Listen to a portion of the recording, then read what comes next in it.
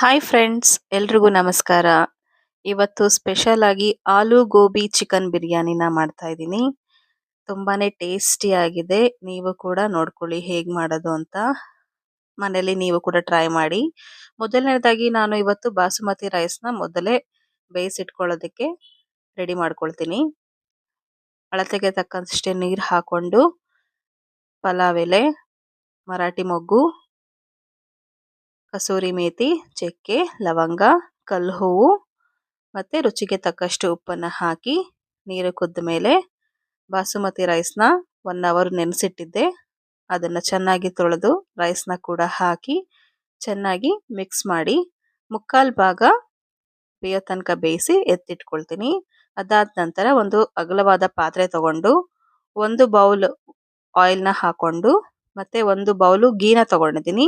ಗೀನ ನಾನು ಇಲ್ಲಿ ಸಂಪೂರ್ಣವಾಗ್ಲಿ ಈಗಲೇ ಬಳಸೋದಿಲ್ಲ, ಸ್ವಲ್ಪ ಸ್ವಲ್ಪನೇ ನೋಡಿಕೊಂಡು ಯಾವಾಗ ಬೇಕೋ ಆವಾಗ ಹಾಕೊಳ್ತೀನಿ. ಈಗ ನಾನು ಇಲ್ಲಿ 1 ಸ್ಪೂನಷ್ಟು ತುಪ್ಪನ ಹಾಕೊಂಡು ಈರುಳ್ಳಿನ ಹಾಕಿ ಚೆನ್ನಾಗಿ ರೋಸ್ಟ್ ಮಾಡ್ಕೊಳ್ತಾ ಇದ್ದೀನಿ. ಈರುಳ್ಳಿ ರೋಸ್ಟ್ ಆದಮೇಲೆ ಪಲಾವ್ ಐಟಮ್ಸ್ ಏನೇನಿದೆ ಅದೆಲ್ಲ ಹಾಕೊಂಡೆ. ಇದು ಕೂಡ ಟೇಸ್ಟ್ ಚೆನ್ನಾಗಿ ಡಿಫ್ರೆಂಟಾಗಿ ಬರುತ್ತೆ, ಅದಕ್ಕೋಸ್ಕರ ಇಲ್ಲಿ ಕೂಡ ಆ್ಯಡ್ ಮಾಡಿದ್ದೀನಿ. ಮತ್ತು ಇಲ್ಲಿ 2 ಟೊಮೊಟೊನ ಸಣ್ಣಗೆ ಹೆಚ್ಚಿಕೊಂಡು ಯೂಸ್ ಮಾಡ್ತಾ ಇದ್ದೀನಿ.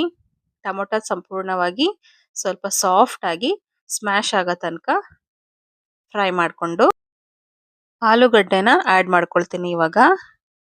ಅದಾದಮೇಲೆ ನಾನು ಸ್ವಲ್ಪ ಸಣ್ಣದಾಗಿ ಹಚ್ಕೊಂಡಿದ್ದೀನಿ ಗೋಬಿನ, ಅದನ್ನು ಕೂಡ ಆ್ಯಡ್ ಮಾಡ್ಕೊಳ್ತಾ ಇದ್ದೀನಿ.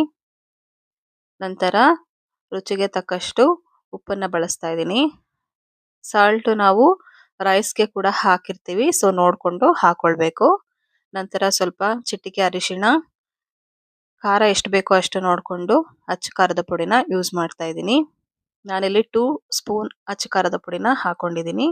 ಅದಾದ ನಂತರ ಎಣ್ಣೆ ಮತ್ತು ತುಪ್ಪದಲ್ಲಿ ಚೆನ್ನಾಗಿ ಹೊಂದ್ಕೊಳ್ಳೋ ರೀತಿ ಆಲೂಗಡ್ಡೆ ಮತ್ತು ಗೋಬಿನ ಚೆನ್ನಾಗಿ ಫ್ರೈ ಮಾಡಬೇಕು. ಕಂಪ್ಲೀಟಾಗಿ ಎಣ್ಣೆ ಬಿಟ್ಕೊಳ್ಳೋ ತನಕ ಫ್ರೈ ಮಾಡಿಕೊಂಡ್ರೆ ತುಂಬ ಟೇಸ್ಟು ಚೆನ್ನಾಗಿ ಬರುತ್ತೆ.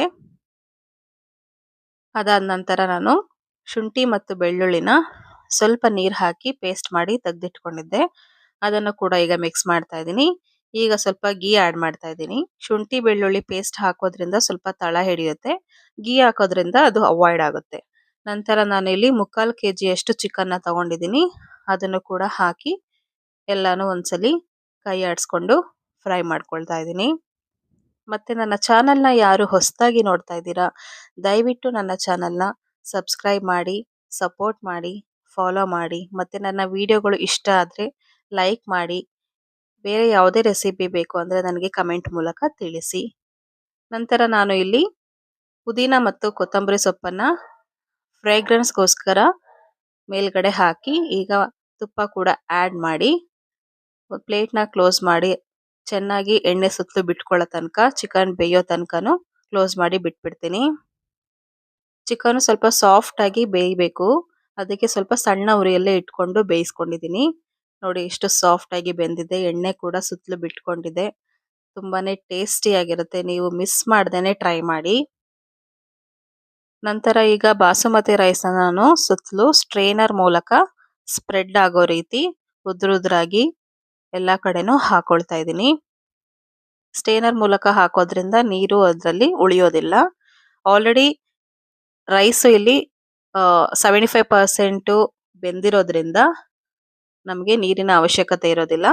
ಮಸಾಲೆಯಲ್ಲೇ ಸ್ವಲ್ಪ ನೀರಿನ ಅಂಶ ಇರುತ್ತೆ, ಎಣ್ಣೆ ಇರುತ್ತೆ.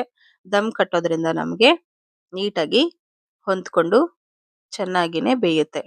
ಅದಾದಮೇಲೆ ಇವಾಗ ನಾನು ಎಷ್ಟು ತುಪ್ಪ ಉಳಿದಿತ್ತು ಅದನ್ನೆಲ್ಲನೂ ಕೂಡ ಸುತ್ತಲೂ ಸ್ಪ್ರೆಡ್ ಆಗೋ ರೀತಿ ಹಾಕ್ತೀನಿ.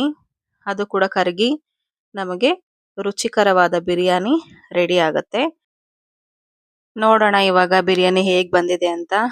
ನೋಡಿ ಎಷ್ಟು ಸೊಗಸಾಗಿ ಕಾಣಿಸ್ತಾ ಇದೆ. ಈಗ ನಾವು ಮಸಾಲೆ ಮತ್ತು ರೈಸ್ನ ಒಂದೊಂದು ಕಡೆಯಿಂದನೇ ತಿರುಗಿಸ್ಕೊಳ್ತಾ ಬರಬೇಕು.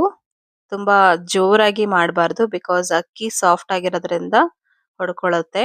ಅದಕ್ಕೋಸ್ಕರ ನಿಧಾನವಾಗಿ ಸುತ್ತಲೂ ಮಿಕ್ಸ್ ಮಾಡ್ಕೊಳ್ತಾ ಬರಬೇಕು. ಮಿಕ್ಸ್ ಮಾಡಿ ಅದನ್ನು ಸ್ವಲ್ಪ ಟೈಮು ಕ್ಲೋಸ್ ಮಾಡಿ ಇಟ್ಟರೆ ರುಚಿಕರವಾದ ಆಲೂ ಗೋಬಿ ಚಿಕನ್ ಬಿರಿಯಾನಿ ಸವಿಯಲು ಸಿದ್ಧವಾಗುತ್ತೆ. ನೀವು ಕೂಡ ಟ್ರೈ ಮಾಡಿ ಹೇಗೆ ಬಂದಿತ್ತು ಅಂತ ನನಗೆ ಕಮೆಂಟ್ ಮೂಲಕ ತಿಳಿಸಿಕೊಡಿ. ಈ ವಿಡಿಯೋ ನೋಡೋದಕ್ಕೆ ನಿಮಗೆ ತುಂಬ ಹೃದಯದ ಧನ್ಯವಾದಗಳು. ಇದೇ ರೀತಿ ರೆಸಿಪಿಗಾಗಿ ನನ್ನ ಚಾನಲ್ನ ಫಾಲೋ ಅಂಡ್ ಸಬ್ಸ್ಕ್ರೈಬ್ ಮಾಡಿ. ಶುಭ ದಿನ.